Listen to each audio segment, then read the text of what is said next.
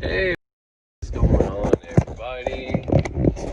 Hey, what's going on, everybody? So I put out, holy fuck, I put out about an hour and 30-minute video yesterday with one clip from Frederick Xavier, very small, like 5 minutes, saying consent and contract and not do it that well.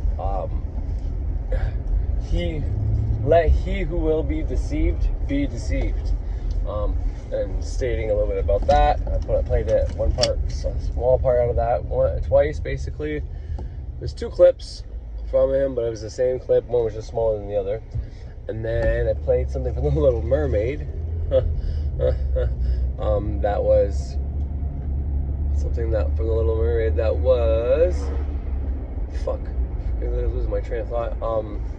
Relevant, I thought, to that, and then I explained it, but I haven't recorded in a while, so for a couple weeks, a couple days, maybe like from last Thursday till yesterday, I had a bunch of recordings that I was gonna make a video about, but then I never actually did it. So I added everything in there. So instead of giving you 15-20 minutes a day, I gave you all in one shot, all in one fucking shot, everything I had.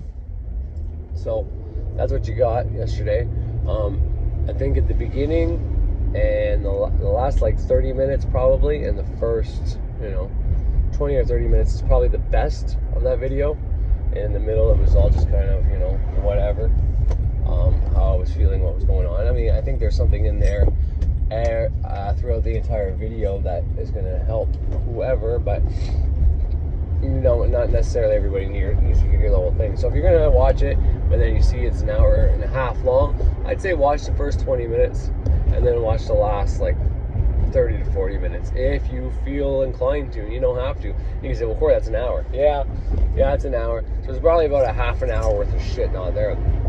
I guess maybe a little bit before and after the fucking Little Mermaid clip, and definitely before and the clip from Mind and Magic. But anyways, you don't have to do any of that. Maybe I'll condense it myself and only put the relevant parts on there and make a new video out of it. Oh no, I can't. I just delete the video. Awesome. Well, I can screen record my own video and then edit it. But anyways, all that to say is I'm gonna go through something today. I don't know if anybody wants to know this or not, but I generally know that some people, not all people, but a lot of people nowadays, if they don't have the motivation to do something, they're okay with listening to something, but sometimes you tell them to read a book, shit like that. It's like, oh, no, I'm gonna read a fucking book. Fuck your book. But in all honesty, you're probably better off to read the fucking book. But in the beginning of me doing my podcast, I actually recorded the audio of Kabbalah and the Great Work of Self-Transformation. Whenever you let the book play, I recorded it because I was trying to upload my PDF file to my website, which is ceremonialwitchcraft.com, which really doesn't have much to it or anything really of relevance on there, except for snapshot of how many PDFs were on my phone at the time, which was almost 900 or maybe almost 1,000. I can't remember now. And also it had I had a bunch of screenshots from all the books that were some relevant titles of books on there, in case anybody ever wanted to hit me up with an email and ask for any of these books. Once again, it's very simple and easy to find these books yourself, but it was in case anybody was too lazy to do it or didn't want to do it, or I already had it and I'll give it to them. So, but because I wanted to get that information out, because I want people to know what the curriculum is all about, I put snapshots of the neophyte checklist, of a bunch of different things that are important, pictures, I think, anyways, on my website as well, that have to do within the grades, what you need for the grades, and the list of all the books and shit that you need for the grades. Once again, I took snapshots of those books. I think all the books you need, I have also, because obviously I needed to use them, I needed to read them. So, but where the fuck was I going with that? But I guess I'm just gonna do it over again. I'll probably read to you the neophyte checklist, basically to tell you when you're done your neophyte and all the things you do within your neophyte stage. So if someone doesn't want to read the book for whatever reason, which, you know, I feel like I'm doing a disservice to the book by people not getting it. But in the same sense, if it's a free book and I give it out the free download, well, then maybe I am doing the guy a disservice by giving that away. But at least if people know what the neophyte's all about, then they can put it to rest in their mind, like, okay, I'm going to do that, oh, maybe I shouldn't do that, or maybe it's bad, or maybe it's good, or, you know, they don't know what to do, so they just don't do anything. But that doesn't serve anybody, and at least if you hear what is entitled in the first grade, if you decide you like it, then you can do it. If you decide, no, fuck that, I ain't doing it, then, you know, you don't do it. I mean, it's pretty simple as that. So that is the point of me doing this. That's what I figure anyways. That's what I feel like I should do anyways. So that's what I'm gonna do. I'm gonna read you off the neophyte checklist that you know when you're done. I'm gonna give you all the exercises that are within that. And yeah, and you can make your decision if you like it or not, or if you want to do it or not. That's all up to you. But, you know, maybe I can go over a few things I forgot to say yesterday. About, you know, whatever I was fucking talking about with the concent and contract, like, you know, King Trident. I said, you know, he ends up turning into the little fucking whatever it is after she zaps him, trades Ariel for him, you know, and that's something any father would fucking do, like, without a question, straight up. But there's, I remember listening to it and, you know, realizing, like, that crown had 5 things on it, like the pentagram. He had 3 on the trident. That's 8. That's Mercury. That's why he's got all this power connected. You know, he can do whatever he wants. He can breathe under and above water. You know, he can turn. Anyways, there's just when I watched it again, it's like, man, I missed a lot of the shit I really wanted to talk about, because the way my mind runs away with shit. I got a diesel beside me. That's why it's so loud. Sorry. The way my mind runs away with shit, ideas, and whatever else, it's just crazy. Just crazy how it works. But nonetheless, you know, I still think there was some good information in there. But, you know, I didn't give you everything I wanted to give you, because the point of talking about consent and contract, the point of talking about he who will be deceived, let them be deceived, is that our world, our rulers, our government, whoever, you know, even our jobs, our bosses, you know, everybody uses this a lot. If you can deceive somebody, let them be deceived. It almost implies that you can deceive people, but if you do it in a certain way, then you don't have, there's not really any karma to it. Because you can say, well, Corey, if you deceive someone, you trick someone into doing something, you're gonna get bad karma. You don't want the bad karma, do you? You don't want shit to go wrong, do you? Shit like that. It's like, well, in all honesty, I don't think that's how it works. I think if you feel bad about it, if you feel bad about tricking somebody, then you can get bad karma. But it's all about balance. You have to do things like that for many reasons. There's many reasons why you would have to deceive somebody from time to time. And the reason being, you know, they need to learn a fucking lesson too sometimes. Once in a while, it's important for people to learn fucking lessons. And how do people learn lessons? Well, they learn it the hard way. But more importantly than that, what you think deceiving somebody is, what you think is wrong, it may not be someone else's version of it. And this is why the moral compass that religions have, that even, you know, like Wicca, you know,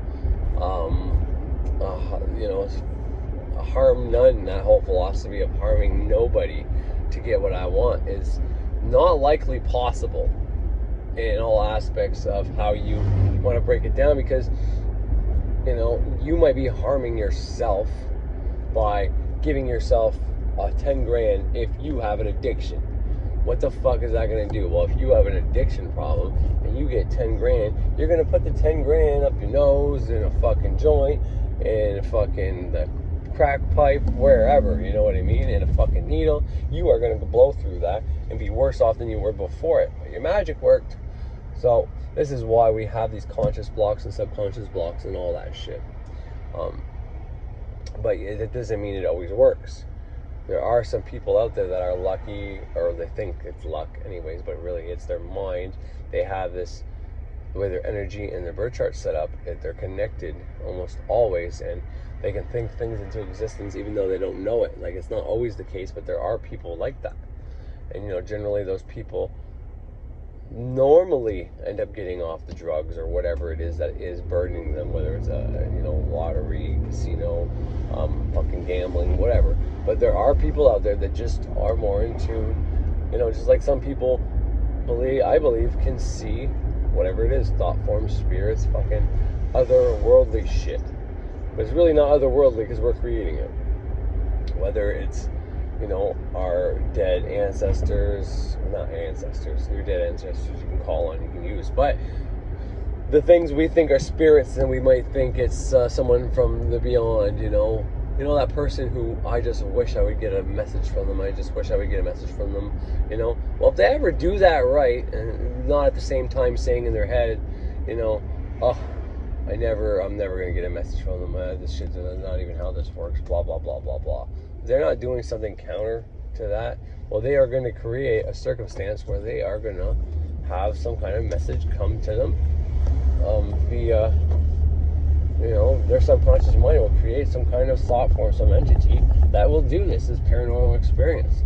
Even people that are maybe less evolved or polarized, or, you know, say they're spiritual, but really they're probably just fake Christians. But, you know, they'll even admit to this. You know, Christianity for however long was doing exorcisms, and apparently they're still doing them to this very day, yet I've never seen someone possessed by a demon the way they describe their exorcisms. But, you know, that's something I don't know about, so I'm not going to fucking tell you what I think about it, because regardless, if I don't know, why would I give you my opinion? But nonetheless, I think possession and shit like that is just, you know, the person could be having a seizure and someone could misconstrue that as a demon taking them over. Someone could be, you know, it doesn't fucking matter. But anyways, that is besides the fucking point. The point I'm trying to get at is, I don't even know now. Our subconscious mind is super powerful. It's our link to the divine. It's how you connect to the divine. It's how you get all the information that ever is, was, and ever will be. Something happens to people when they start, they're going on the spiritual path, and they may have a lot of success, but then they might plateau. They might not be doing so well anymore. And obviously it's not them because they're evolved. Obviously it's not them because they've done all this work to make themselves perfect. So everything they know is serving them, and everything everybody else is talking about or knows is all horseshit and bullshit. You know, for somebody to have to go around telling people that their beliefs are false, okay? Someone has to really make a point to tell you that your beliefs aren't serving you and you need to stop believing in that. It's like, why does that matter? Why do you care? Do you really think that someone who's polarized against you is going to learn from you? Now, I'd admit that there are times where you can bring something out of somebody. You can talk to them maybe rationally, maybe get them to see the light, but very, very few times, if you have the opposite point of view or opinion about a certain topic, especially a polarizing one like religion or politics or something that, you know, if there's something that you were born and programmed since you were a child, if you're arguing a point like that with somebody, you know, you might be wasting your time. But it doesn't mean it's a complete waste of time, in the sense of you're not going to change that person's mind, but you might have people that are watching, that are on the fence, and, you know, if you're giving them new information that actually helps them come to the realization that, let's say, okay, they're trying to drop the Christian programming because it doesn't serve them anymore, they pray to God, it never works, the priests don't tell them the truth, priests are touching all these little fucking boys and doing all this molestation and bullshit, maybe they were even molested, so, but they're trying to find a reason to drop their religion, yet there was programmed in them, so it feels like it's wrong to drop it, but all that is just your programming. And, you know, if you're giving them more facts that they can come to a decision and drop that, well, then that's not a bad thing. But to argue with somebody, you know, make fun of them, calling them names, and then, you know, pretending to be more evolved, smarter than them, whatever, it's like, well, no, you're not more intelligent than this person if you're fucking calling them names and getting mad because they don't believe what you are saying. And I get it if they're not watching fucking, if they're not looking for the information and they're only looking for information that suits them. People just want to know. People want to hear what they already know, and they want it to be reaffirmed. And I've done that before. And the only time I do that now is whenever I'm in a quote unquote shitty mood. If I'm in a shitty fucking mood, or I'm down, and there's nobody around, like my wife, to go do something or whatever, I'll put on these fluffy, airy fairy fucking new age videos that when I started off my journey, I watched, that made me feel good about myself. Different like ascension symptoms and signs, and are you an earth angel and shit like that. Just these fucking things that are meant to make you fucking think you're special. And we are all special, but nonetheless, everybody's so different. But I put those on just because I know when you listen to something that you already know, it helps reaffirm it. When you hear it from somebody else, different point of view, it helps. Now, more often than not, I will just write when I'm in a shitty mood. And as I start writing, I could be, pissed off about something with my kids. And then I could be trying to write about something spiritual, whatever, third eye bullshit, fucking how to do your circle, your temple, the tools, I don't know, anything. And what's going to start happening is I'm going to be talking about this, but I'm going to be dwelling on whatever I was pissed off about through my kids, and I will create circumstances and write about whatever I was going to write about. Like, it could be still magic, but I'm going to be drawing on that anger, that whatever frustration that I was feeling, and I'm going to put it into that. So what I was going to talk about is going to be skewed by that. But, and this is why I don't make episodes when I am mad or sad. The closest I got, I've done it a few times, very on the edge, but like my last video, I started one of the parts off with I'm having a shitty day, bitchy, blah blah blah blah blah, all that crap. I forget exactly what I said, and that's as far as it goes. But same thing if I write, because this is what this is. When me talking on here, there's many reasons why I do this, but above all, and this is something just recently that I found out, but above all, what it does is help me think, helps me work out problems. And I said that, I'm like, I've shown the proof of what Jordan Peterson says. I've shown the proof scientifically how it works, in your mind, biologically. But if you read a lot, that's great. You got a lot of information, but you can't really piece it together. It's the way to get correspondences. And if you have correspondences down, if you can correspond to anything, if you can take something complicated, as like fucking physics, but you understand physics, then you understand a wide range of other things. Well, then you can if you know correspondences, then you can take something as complicated as physics and use a correspondent, the law of correspondence. You can use a correspondent to explain how physics work. And you can say, well, what do you mean by that? What does that mean? Well, it means as above, so below. It means if I want to explain to you how the planets work, or how gravity, quote unquote, works, or how, if you jump off a building and you let go of an apple at the same time, you guys are going to stare at each other at the same time as you fall to your death. You want me to explain it to you? I can, and I can use an analogy, simile, metaphor, comparison with cars on the highway going at the same speed, or mathematics, or anything else, and it will explain the complicated topic with something that you already have experience with. That's what correspondences are. And I believe that by talking like I am now, recording, writing, these things are how you get better at that. So you can read books all day long and program your mind to do stuff, and that's great. But this is what happens as a result of, like, when I asked to have more intelligence and put that intelligence into practice so I can become wise. When I wrote those on those sigils all those times in a row, every single day, there's not a day that hasn't gone by where I don't give an offering to a deity and ask for something. And there's been months on end where I've asked to be more intelligent and wise. And, this is how it happens. You just start doing stuff, and then all of a sudden, out of that comes something. It's something you do new. It's something you've always done, but maybe you change something, and then out of that, something, boom.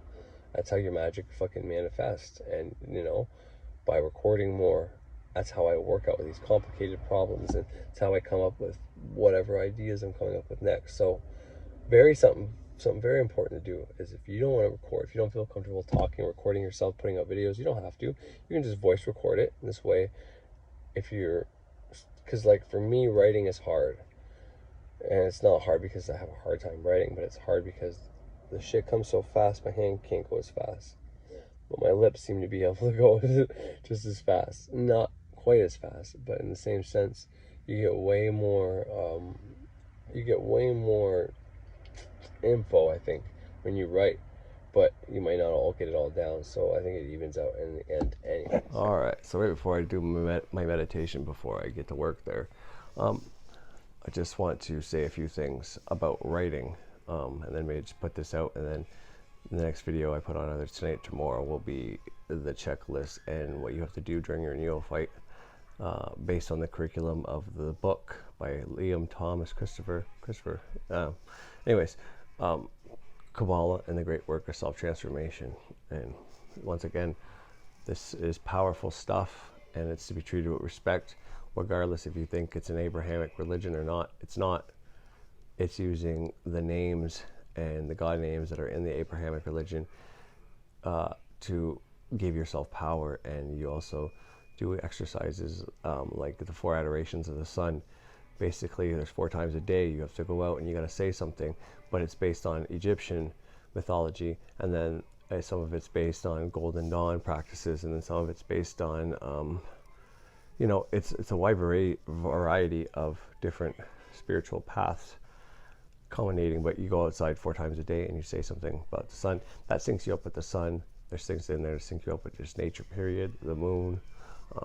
Anyway, so that'll be my next video. But something people need to think about and realize, whenever you're doing, when you're writing, what are you doing when you're writing? Where you're sitting down and you're being quiet and you're trying to say, call it channeling, don't call it channeling, I don't care, but there's ideas in your head. You have to brainstorm, you have to channel, you have to, all right, I want to write about something. And all of a sudden, I don't know how it works for you, because I don't know how you are. But inside my head, when I go to write something, whether it was an essay for school, or it's something right now, or I'm trying to work out a problem, or, you know, I'm writing my fucking New Year's resolution, whatever it is, I just start going, and the ideas just start flowing to me. And as they're going through my head, my conscious mind has to pick them up, put them on the paper. I've never necessarily understood it until now, but it's deeply spiritual the way it works. Whenever you are sitting down trying to write, these ideas are literally floating in your mind, and you have to put it down on the paper. You're observing your own thoughts, basically, and this is how this helps you put things together. If you just have a bunch of ideas in your mind, if you are just intaking information, that's great, it's in your mind, but how do you put that all together? Well, you have to either talk, record yourself, whatever, in front of the mirror, speak to somebody. That's why there's healing and going to see a priest, a fucking psychologist, a therapist, but because then you put all your ideas together. Or whenever you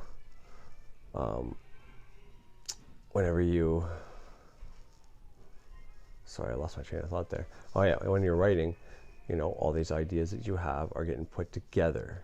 And say it's you doing it, because technically it's a part of you doing it, but it's not the part that you consciously control. When you read something, you read it, it goes in your mind, and then what happens to it? Do you know? I don't. But it's there, it's stored in there. And then when you go to write something, well, depending on your mood and what you're feeling that day, you're going to be drawing on your past experiences, and all that information that's stored in there is going to be coming out to add to that. And that's where this law of correspondence is. This is where corresponding things, putting things together, is so important. That's why I think writing helps you with that. It helps you with so much more than just that. But the one common denominator from when I was not so good at corresponding things and putting things together to where I am now, I'm not going to say I'm great at it, but, you know, I think I do a pretty good job. But I'm biased, obviously. I'm on Team Corey, Team Ceremonial Witch, Team Ceremonial Witchcraft. But, you know, when you write or record or anything like that, it helps you put all your ideas together. It helps you put things together, and then you could see it's almost as if you have something teaching you, but you have to activate it. And, you know, meditation is great, and this happens during meditation, but you're not logging it, you're not recording it. So you don't always remember it, just like your dreams. The reason you got to keep a dream journal is when you keep a dream journal, then you can remember your dreams. But if you don't keep a dream journal, it's very hard to remember your fucking dream. And once you affirm to yourself that I'm going to start remembering my dreams, you say that before you go to bed, you start actually writing it, you start remembering it, and then you can analyze those things, and then you can start controlling your dreams. You know, I don't have much control over dreams, but I can become conscious within a dream when it happens. Now, I can't control if I'm going to dream or not. I wish I could, and I can't even all the time do this. But it's like, you know, if I get 4 dreams in a week, sometimes 2, at least one of those I'll be able to gain consciousness within there and hold it for a bit before I wake up. And to me, that's practice. It's little by little, you know. Hopefully, you know, in the next couple of months, it'll be a steady 2 dreams that out of the 4 that I can hold. And then, you know, 2 months after that, maybe it'll be 3, maybe it'll be 4, and then maybe I'll start dreaming more, and I can bake that up. You know, baby steps. But if you're always taking small steps towards a goal, that's where the reward system happens. Your mind, your dopamine release system happens when you, well, negative, there is negative feelings that can release dopamine as well. Whenever you start gossiping with somebody and there's something you really hate or you really love, dopamine's released. Just like whenever you have a goal in mind and you start having steps towards that goal, you start seeing that goal is going to come into reality, okay? That releases dopamine, which is the same fucking effect of when someone's taking heroin or painkillers, any opiate-based thing. That's where the opiates go. It connects that place with the dopamine. Basically, opiates make you release that dopamine even if you don't have anything happy going on in your life. Therefore, people get addicted to that, obviously, because, well, who wouldn't want to feel happy all the time? It's not necessarily anyways. But this is what happens. So you start heading towards your goal, you start getting dopamine releases. Likewise, whenever you start writing, and first you sit down, you don't know what to write on the paper. You start writing and things just start flowing to you. You get so lost in the moment, at least I do anyways. It's so exciting that it's a small dopamine release. Everything can be. And once again, polarity is polarity. We call this thing negative and positive, or negativity and positivity. But in all honesty, those aren't the real names for it. That's the human name of it. Just like all information is just human interpretation of what they see. And then we teach other humans that this is what this is. And that's all it ever is. But technically, to you, whether it's all the way to the left, to the negative side, or all the way to the right, the positive side, whether it's cold or hot or light or dark, when you have either one of those extremes, there is a dopamine release in your mind, in your brain, that happens. And you feel good. That can happen as a result of negative or extreme positivity. Anyways, so, well, it was just to say the whole writing thing is super beneficial. I know I look a little fucked up right now. I'm just laying down, about to meditate before work. But it's so beneficial. Here's another good little exercise you can fucking do. Think about that. Think about what happens when you're writing. Think about what's transpiring when you're writing. Think about where those thoughts are coming from when you're writing something down and you're just getting thought after thought after thought. I mean, I don't know about you, and maybe this is just me. Maybe I am some kind of genius, because if other people don't experience this, then I don't know, I guess I'm just weird, but I'm pretty positive most people experience this, and I get thoughts and ideas that I've never put together, never heard before. You know, and it's a result of knowing, I know A and I know B, but I really didn't put it together and know C, D, E, and F. But now that I say it, it makes sense, but I've never come to that conclusion. Sorry about that, I ran out of memory again. See, when you read something, you read about A and you read about B, and you have someone's interpretation, someone's definition, someone's view, someone's opinion, someone's whatever. Maybe it's all data, maybe it's all facts. But what are facts? Well, facts are just something that a bunch of humans agree on and decide that this is the way it is. You know, after World War II, Germany didn't get to write what happened. Well, maybe in their own country, but in the States, Canada, London, whoever else, all of us, we got to write the history. We got to say what Hitler did wrong and all the justifications for why we went there. Are those all true? I don't know. I mean, depending on where you look, it says 432 Hertz used to be what we tuned our guitars and our music instruments at, and now everything's at 440 Hertz.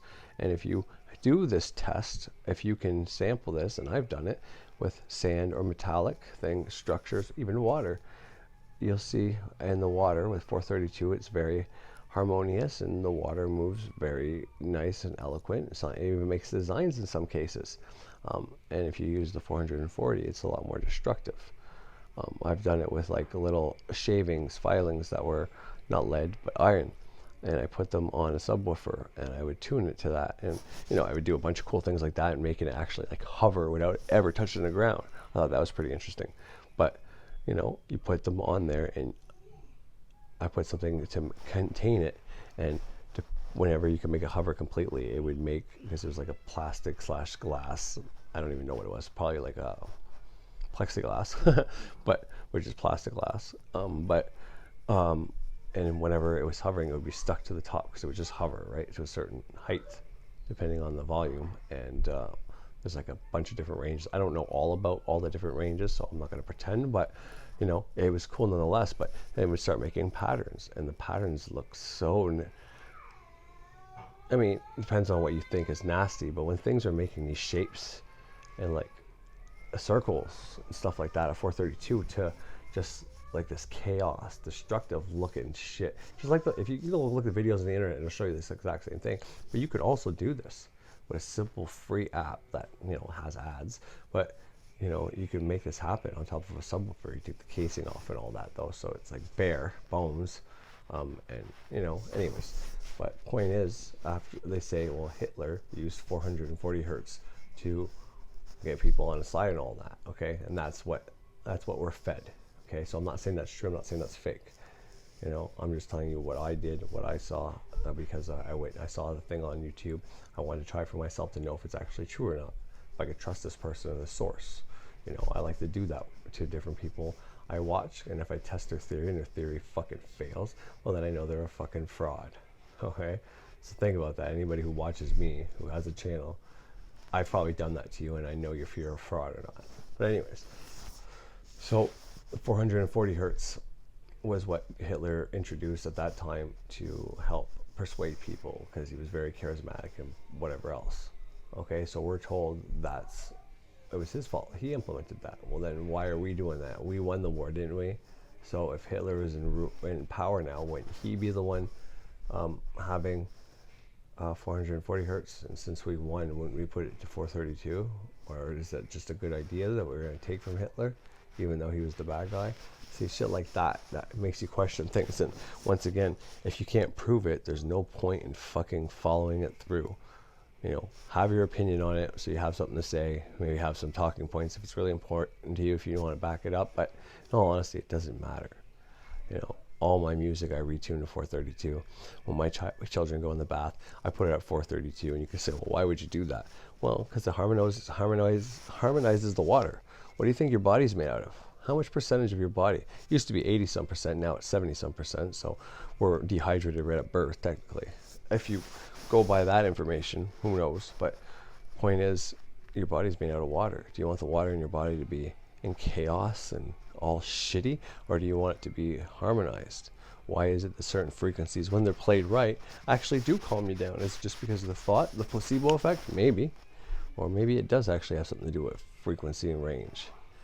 People that go around talking spiritual, and then when someone else says something spiritual, they want to prove it wrong. It's like, how can you be a spiritual person 1 second and then be a total fucking scientist, fact fucking Christian fucking debunker the next? Like, it makes no sense. But anyways, watch out for the NLP, right? Because like what I just said too can be misconstrued as either a conspiracy or whatever, because I gave you fact, Hitler this, fact, we implemented this.